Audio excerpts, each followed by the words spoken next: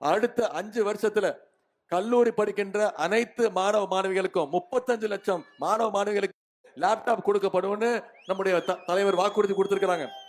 அடுத்த 5 ஆண்டுகள்ல 10 லட்சம் கலைஞர் கனவு இல்ல திட்டங்கள் வீடுகள் கட்டப்பட்டு 10 லட்சம் வீடற்றவர்களுக்கு வீடு கொடுக்கப்படும்னு வாக்குறுதி கொடுத்திருக்கிறோம். இது எல்லாரோட மிகப்பெரிய ஒரு வாக்குறுதி கொடுத்திருக்கிறோம். இங்க இருக்க மகளிருக்கு தெரியும். இல்லத்தரசி கூப்பன் ஆட்சி அமைஞ்ச உடனே நம்முடைய முதலமைச்சர் அனைத்து மகளிருக்கும் 8000 ரூபாய் மதிப்புள்ள ஒரு கூப்பன் வழங்கப்படும். அந்த கூப்பன் வச்சு உங்க வீட்டுக்கு தேவையான மின்சாதன வசதி எதுவா இருந்தாலும் உங்க இஷ்டம். டிவினா டிவி, ஃப்ரிட்ஜ்னா fridge, cooker, microwave, mixie, grinder எதுவே இருந்தாலும் நீங்களே முடிவு பண்ணிக்கலாம், நீங்களே வாங்கிக்கலாம். இதெல்லாம் நிறைவேற்றணும். திராவிட முன்னேற்ற கழகம் ஆட்சி அமைக்கணும். மீண்டும் நம்முடைய தலைவர் முதலமைச்சர் நாற்காலியில் உட்காரணும். செய்வீங்களா?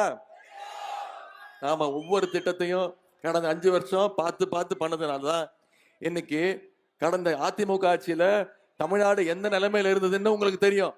கடும் நிதி நெருக்கடி. ஒன்றிய அரசு எந்த விதத்திலையும் நமக்கு சப்போர்ட் பண்ணல. நாம இவ்வளவு சாதனைகளை செஞ்சிருக்கிறோம். தமிழ்நாடு இன்னைக்கு இந்தியாவிலேயே வளர்கின்ற மாநிலங்கள்ல நம்பர் 1.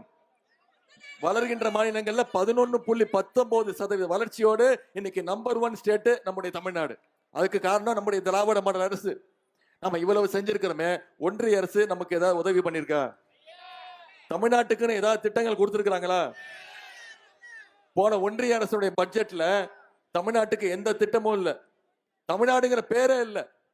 நாம இதுவும் மீறி நம்முடைய முதலமைச்சர் அவர்கள் இவ்வளவு செஞ்சிட்டு இருக்கிறார்னா, மீண்டும் நம்முடைய திராவிட மாடல் ஆட்சி அமையணும்னா 23ஆம் தேதி அண்ணன் கார்த்திகேயன் அவர்களுக்கு உதயசூரியன் சின்னத்தில் நீங்க வாக்களிச்சு மீண்டும் அவரை சட்டமன்றத்துக்கு நீங்க அனுப்பணும். சட்டமன்ற உறுப்பினர் அனுப்பணும். செய்வீங்களா? நான் உங்களை எல்லாம் அன்போடு கேட்கிறேன், பண்போடு கேட்கிறேன், பாசத்தோடு கேட்கிறேன், உரிமையோடு கேட்கிறேன், உங்கள் வீட்டு பிள்ளையாக இருந்து கேட்கிறேன்.